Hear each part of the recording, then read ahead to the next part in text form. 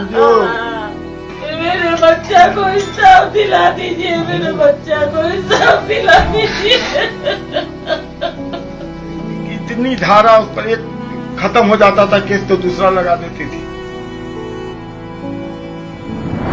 मैं supreme court of India और president of India से एक बार लगाता हूँ कि वो अपने मेरे इस भाई के वीडियो पे और चीज़ों पे संज्ञान लेते हुए अपनी तरफ से कुछ एक्शंस लें। बेंगलुरु में काम करने वाले एआई इंजीनियर अतुल सुभाष की आत्महत्या ने केवल समाज के लिए ही सवाल नहीं छोड़े, बल्कि पूरे सिस्टम को कटघरे में लाकर खड़ा कर दिया। दरअसल अतुल सुभाष ने आत्महत्या से पहले 90 मिनट का वीडियो और 24 पन्ने का सुसाइड नोट लिखकर मौत को अपने गले से लगा लिया। अतुल सुभाष की आत्महत्या के बाद अब दहेज उत्पीड़न कानून को लेकर सवाल उठने शुरू हो गए हैं। साथ ही इस दौरान जिस अदालती वेदना का जिक्र सुभाष ने किया है, उससे पूरा सिस्टम ही सवालों के घेरे में आ गया है। अतुल सुभाष ने आत्महत्या से पहले जो वीडियो बनाया और सुसाइड नोट लिखा, उसमें उन्होंने अपनी पत्नी निकिता सिंघानिया पर आरोप लगाया कि उन्होंने दहेज और अप्राकृतिक यौन उत्पीड़न के झूठे मामले में फंसाया, जिसने दहेज उत्पीड़न कानून को लेकर एक नई बहस छेड़ दी है। हालांकि इस कानून को लेकर सुप्रीम कोर्ट की तरफ से भी कई बार टिप्पणी की जा चुकी है कि इसका गलत इस्तेमाल हो रहा है।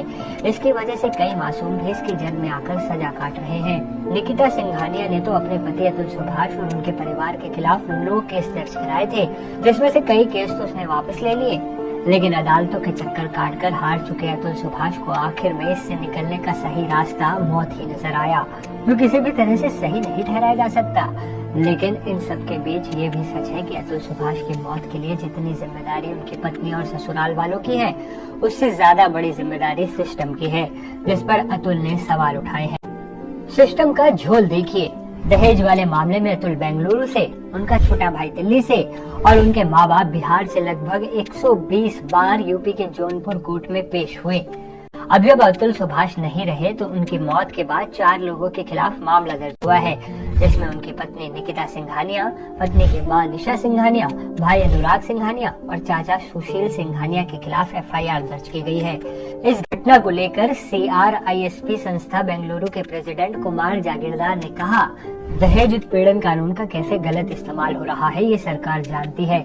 ऐसा नहीं है कि सरकार को इसके बारे में कुछ नहीं पता, लेकिन ये माना जाता है कि पुरुष दोषी हैं और महिलाएं निर्दोष।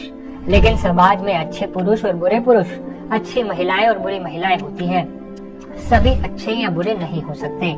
अब समय आ गया है कि ऐसी व्यवस्था में संशोधन किया जाए। इस पर नए सिरे से विचार की जरूरत है ताकि ऐसी घटनाओं को रोका जा सके। क्लोज फ्रेंड को लूज करना मतलब एक है कि अपने एक मेरी बॉडी में से एक पार्ट निकल गया, मतलब मेरा एक बॉडी टूट गया। बहुत ही लाइवली पर्सन था, बहुत ही एंजॉइंग पर्सन था। हमको भनक भी नहीं लगा कि वो इतना ड्रास्टिक स्टेप लेगा।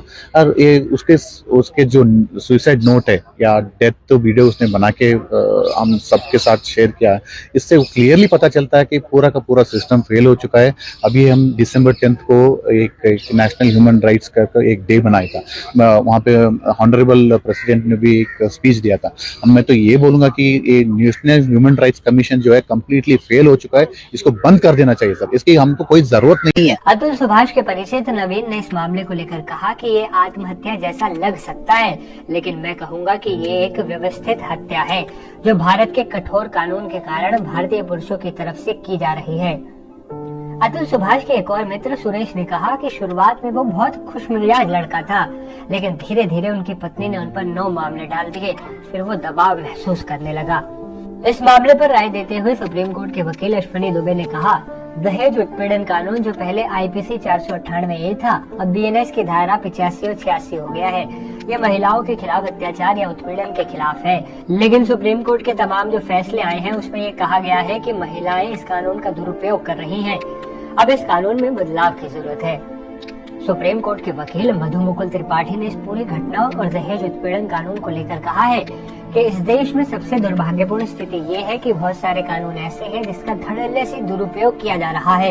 इससे भारतीय न्याय व्यवस्था भी अच्छी तरह से परिचित है, लेकिन समझ नहीं आता कि वे ऐसे मामलों में एक पक्षीय क्यों हो जाते हैं। इस घटना को लेकर भाजपा के सांसद और कर्नाटक के पूर्व मुख्यमंत्री जगदीश शिवप्पा शेट्टार ने कहा, जिस तरह से अतुल सुभाष ने आत्महत्या की वो चिंता का विषय है। ऐसे में इस मामले पर राज्य सरकार को विस्तृत जांच करनी चाहिए और इस मामले में जो भी दोषी पाया जाए उन्हें सजा मिलनी चाहिए।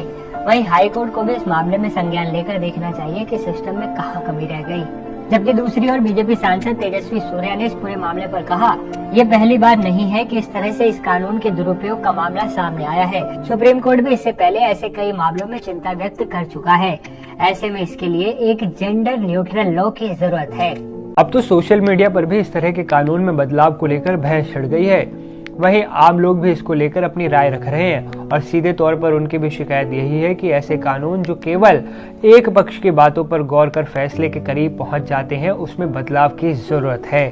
आपको क्या लगता है कि क्या वाकई दहेज उत्पीड़न कानून में बदलाव की जरूरत है? कमेंट करें। मेरे बच्चा को इंसाफ दिला दीजिए, मेरे बच्चा को।